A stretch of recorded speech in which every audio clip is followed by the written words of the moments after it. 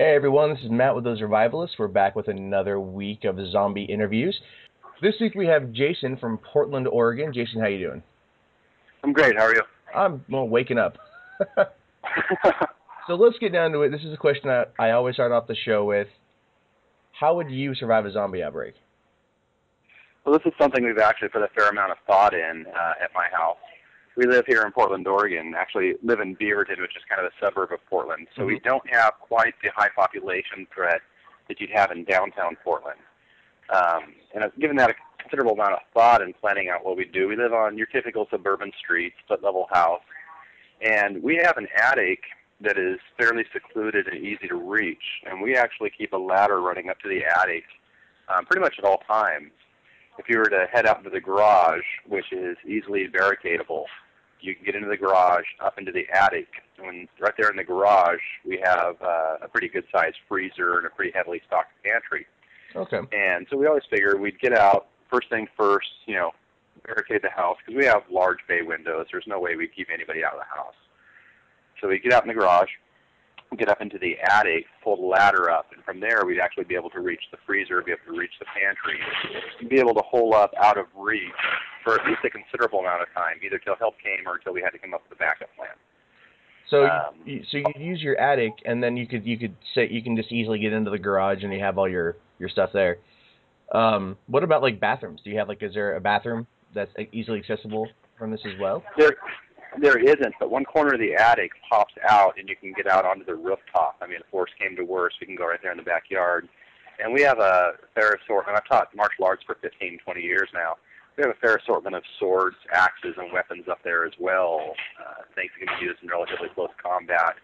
If worse came to worse, we'd be able to defend ourselves as well. Oh, okay. So, what kind of so do you have any guns? Because it's generally been shown that melee weapons, unless properly trained, because you said you've had the training. Is it everyone in your household that's had the same kind of training as you, or would you be the only one really using the swords and axes and whatnot? Actually, almost everybody in the house. Both my girlfriend and our roommate are martial artists as well, so they have some training there and some athletic capability to defend themselves. And given a lot of thought to the guns issue, I know where in the neighborhood to find guns. I know which neighbors do have.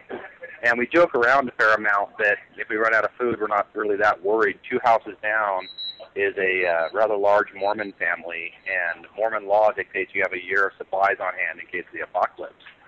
So I always figure if worse comes to worse, we know where to get more supplies. In talking about guns, near where we live here in suburbia, there's a couple of, there's a Big Five and a Sears and whatnot, rather a large mall, similar to the one from the classic movie, of course. Large mall there, and so I know stores within 1 mile to 2 miles with large selections of firearms. I would have to think if there were an outbreak at the very beginning, I would hit those places up. Well, now, are you referring to the Beaverton Mall? Yeah, referring to Beaverton Mall close by, but also Washington Square, which is a 2-level, incredibly large mall. Yeah. And it's about 1 mile from my house. Oh, okay, yeah. I know Oregon. I know that area pretty well, and I can understand Beaverton Mall, Washington Square, but given the size of the population in Tigard, where Washington Square is, you probably be not the only ones that would go there. So if you were not able to actually get to the mall and get these supplies, do you have anything, would you go anywhere? Do you have another safe place, a backup plan in case your house falls, kind of like Shaun of the Dead, they go to the bar, and that's the one safe place, but. Right, yeah, if there were a fire or something of that nature, consider that too. One of the great things about this area is they have a huge number of wooded parks, and these parks are sometimes 2, 3, 4 acres of very dense, thick woods. Nobody really goes there. They're nature reserves or whatnot, and they're relatively easy to get to. I mean, they're fairly often. Yeah, there's one about 3 blocks from my house where I take the dog fairly often, so it's pretty well scouted out already. And in that area, it'd be very hard for anybody to approach you or get close to you along these single-lane footpaths without you knowing it. So I'd have to think it'd be a decent place to head to set up some kind of defensive perimeter or some way where you're not going to be worried about getting swarmed because the underbrush is so thick. There's no way for anybody to get through. I understand that. Well, what about, let's say it gets towards wintertime, and you've survived this long. I mean, the general idea is that zombies would, freeze during the winter. If you follow like Max Brooks, zombies, would you because in Oregon it only really freezes or snows like twice a year in the Portland area. Would you head towards like Mount Hood, or would you head out, maybe into the mountains off there, between you and the coast? Yeah, and we're certainly worried about that. Worried about the snow. Like you're saying, it only snows once or twice a year here. When it comes thick, but just not often. We're more likely to get the zombies soggy with all the rain we have here than anything else. My concern is I wouldn't be able to reach Mount Hood. Mount Hood it's a great place, fairly far away, dense.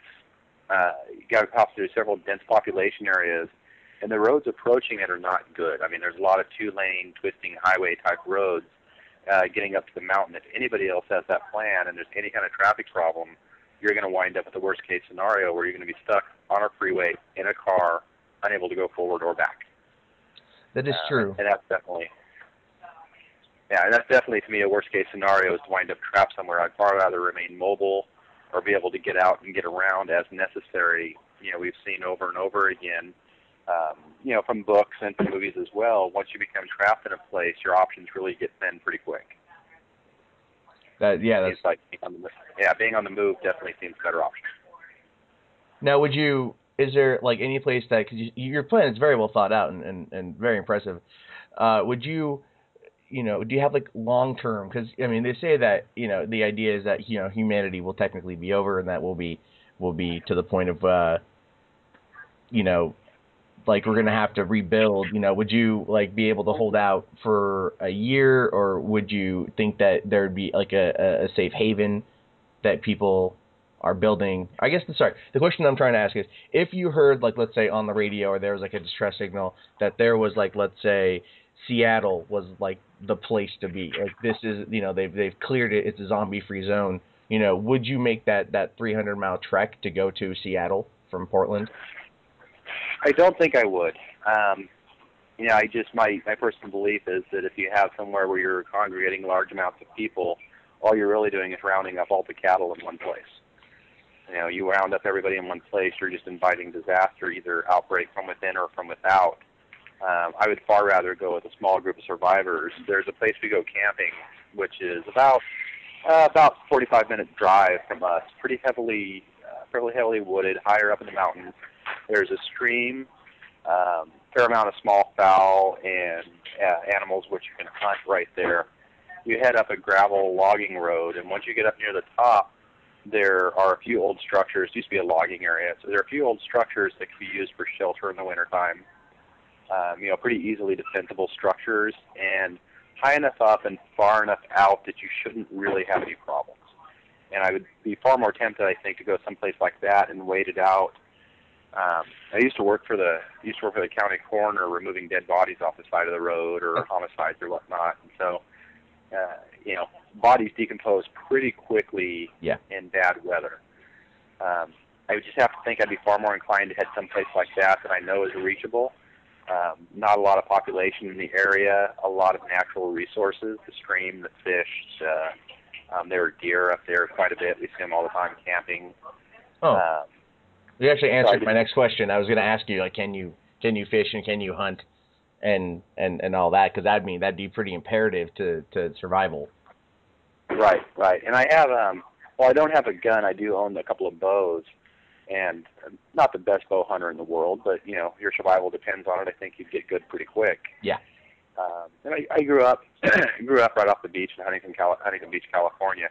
So I know fishing. How to make jibs and spears and whatnot for the purpose of fishing in the crevices and under the rocks and things like that, which we used to do quite a bit as a kid. Nice. Well, we're running out of time here, so I'm just going to get down to the last question I always ask on the show. If you were bit, what would you do? Tough question. Bit, no cure. I'd have to think I'd rather go out by suicide than You know, I've had people go, well, heck, no, I'll just be a zombie and destroy everybody. But I just don't think that's the right answer. I think if I'm by myself, I think suicide's an easy option.